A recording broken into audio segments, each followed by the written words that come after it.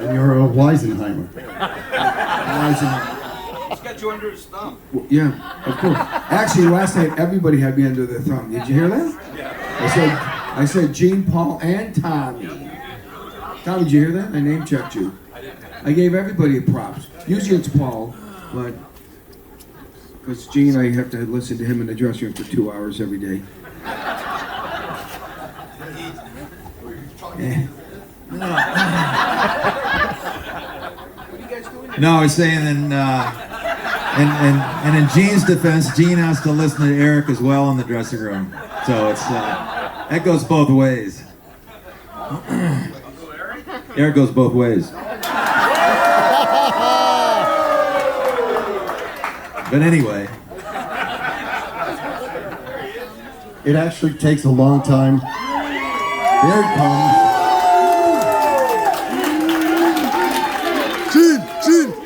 Gene. What we're celebrating here is, these are the 10-timers. These people have been here. These people are 10-timers. These people are 10-timers. Okay, cut it out. Stop. So, anyway, what we were talking about, dressing room, and it takes everybody a different amount of time to get ready, and it takes anywhere from 45 minutes, actually a little less, to 2 hours and 45 minutes, because you ever try, girls, ladies, you ever try putting on makeup while you're talking? So, and it takes this little squirrel almost as long because he's humping Gene.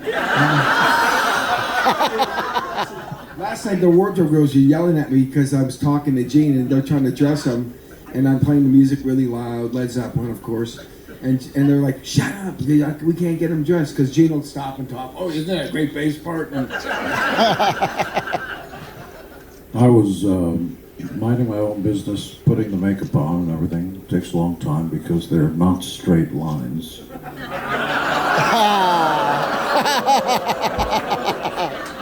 Mine are curved. And I feel something over here, and I look over in the mirror. It's Eric on the side, putting on a little bit more white on the side. Always. You missed the spot. Because I missed the spot. He watches out for me. He gives me cough drops this morning. Here, take this. Put this away. You might need this later. It's not an exaggeration. Nice talking with you. Goodbye.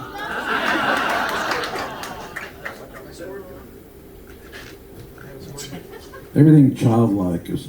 So he's got a little squirt gun and he likes to go. So if you feel wet, it'll be Eric.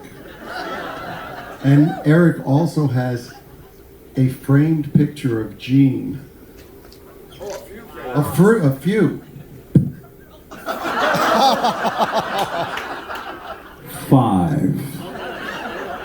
I have a shrine. I got you know those Jesus candles you can buy at the $1.99 stores?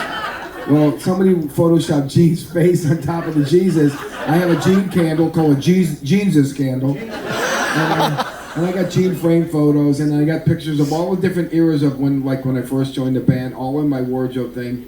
And Gene, worship Satan. Not true. but you said that Gene reminds you of your dad. Yeah, he does. So they have a special little relationship, special rapport. Why? Well, my dad was very much like Gene. My dad came from Europe when he was young to America when he was 12.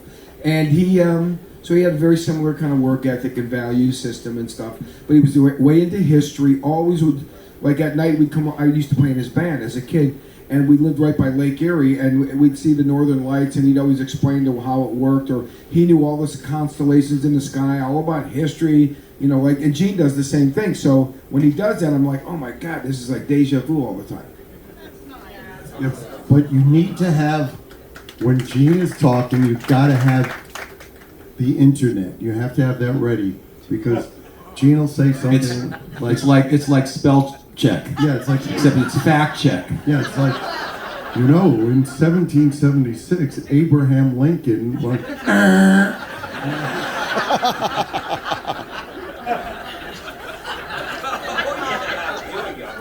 Hi, it's Gene Simmons of KISS.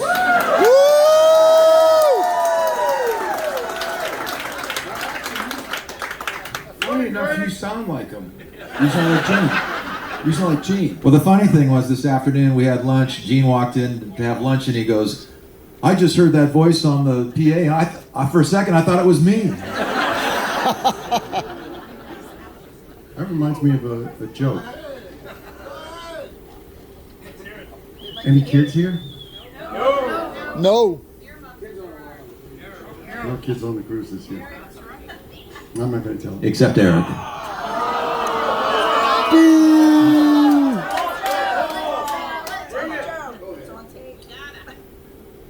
Okay, so there's a couple getting married, and there's having the wedding reception, and everybody's drinking, and the groom is drunk, and he goes into the back room, you know, to use the bathroom, and he goes in there, and he sees the best man banging his wife, banging his new bride, and the guy is, you know, he looks at them and he goes, my best man is so drunk he thinks he's me.